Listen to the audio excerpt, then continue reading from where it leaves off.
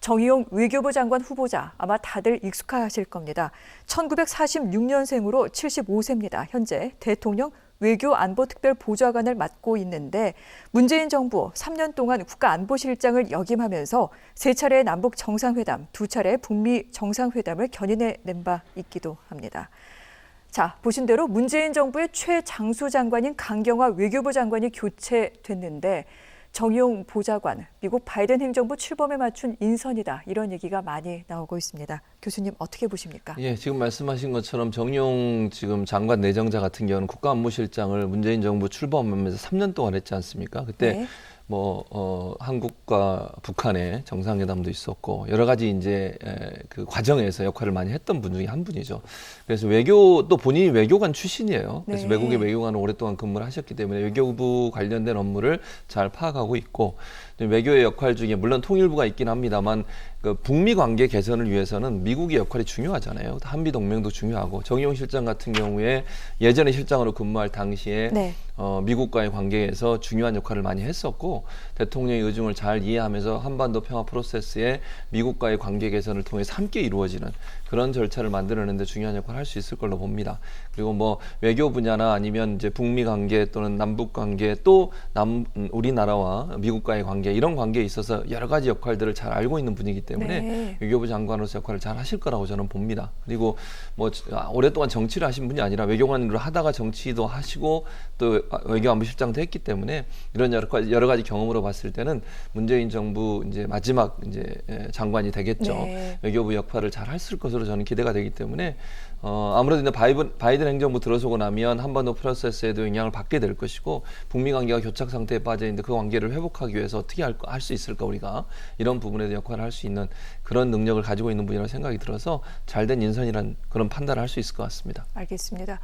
자, 미국 바이든 행정부가 출범하면서 북미 관계는 새로운 전기를 맞게 됩니다. 이 가운데서 북한과 미국 간의 어떤 대화의 어떤 그 물꼬를 트는 데 있어서 역할을 담당하게 되지 않을까. 이런 가운데 또한 한반도 평화 프로세스 정착과 풀어나가는 데 있어서 상당히 큰 역할을 기대해 볼 만하다. 이런 평가를 해주셨는데 일본 언론 같은 경우에는 이렇게 평가를 했습니다.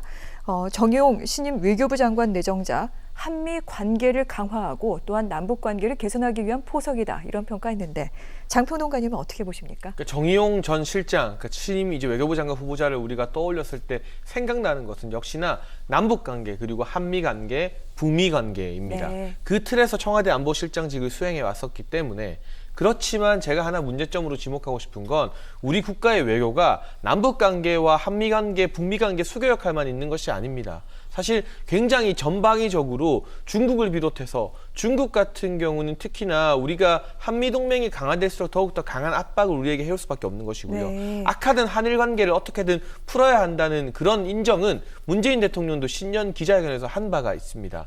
심지어는 그동안은 부정해왔던 2015년 박근혜 정부의 한일 위안부 합의를 공식 입장으로 인정한다는 말씀까지 이번 신년 기자회견에서 했습니다. 한일 관계가 완전히 다른 기조 속에서 이 화해 모드로 구축되어야 하는 부분이 당연한 과제인 네. 것이고 또 문재인 정부에서 제가 칭찬하고 싶었던 적은 신동방 정책이나 신남방 정책 등인데요. 이게 쉽게 말하면 우리의 이 통상이 중국에 너무 많이 의존을 하고 있다. 사드 역풍이 불어올 때 인도나 인도네시아, 베트남 같은 동남아의 여러 국가로 우호적인 교류를 확대하는 그 정책을 펼쳤었습니다. 이 신북방, 신남방 정책을 책임지고 이어나갈 그러한 이 국제적인 외교나 교육 부분의 전문가도 필요한 것인데 교역 부분에 있어서 지금 청와대 안보실장은 전 국정원장인 서훈 실장입니다.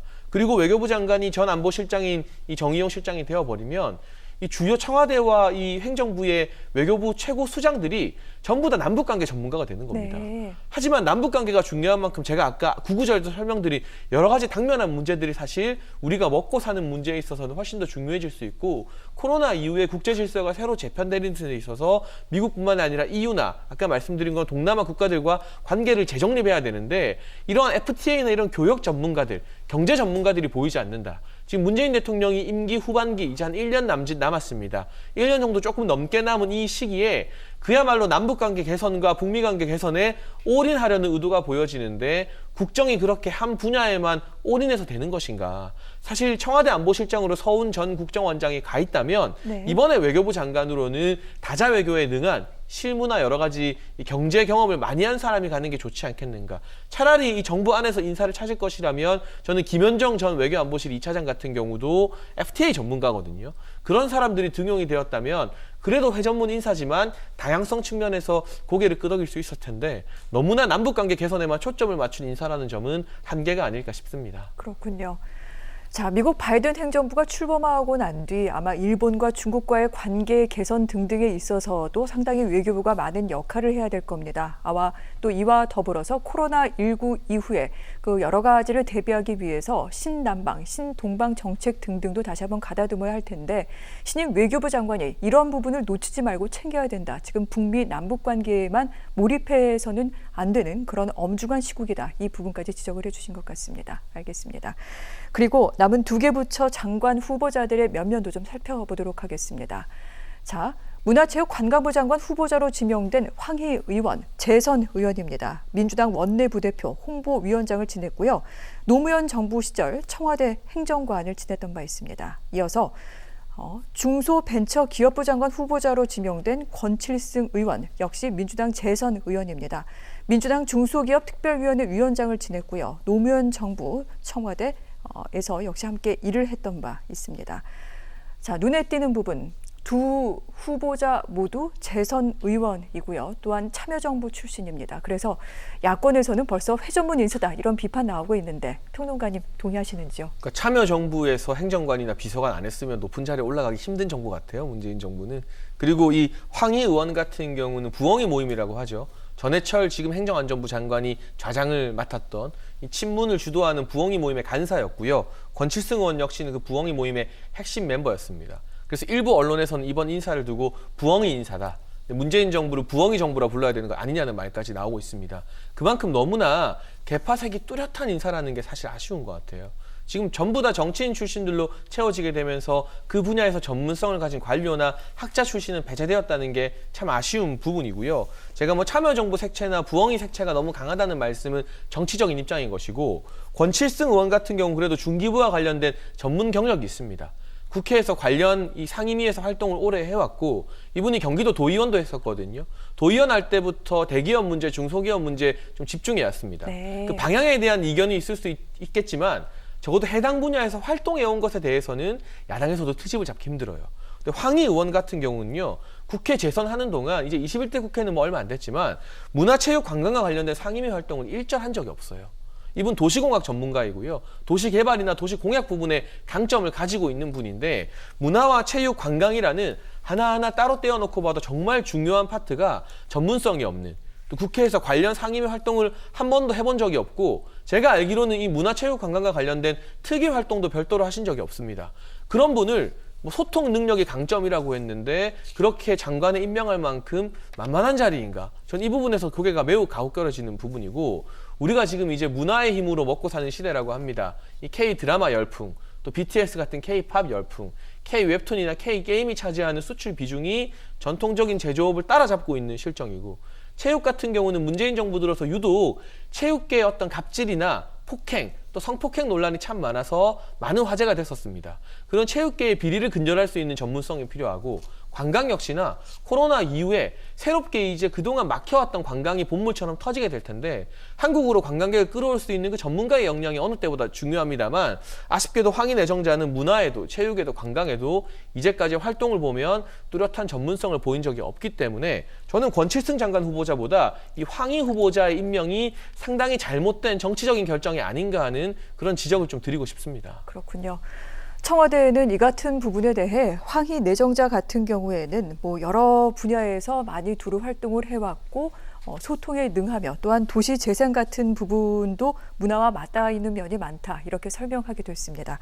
전문성과 관련된 이 같은 일각의 비판 교수님 어떻게 들어야 될까요? 그러니까 장희찬 평론가 얘기했듯이 이 누구죠? 권칠승 후보자는 인정을 받고 네. 예컨대 활동한 영역이나 중소기업 특별위원회 위원장도 하고 경기도의회 의원도 했으니까 그 활동을 하면서 중소기업 관련된 활동을 많이 하셨으니까 네. 그분은 크게 문제가 없을 거라고 봐요.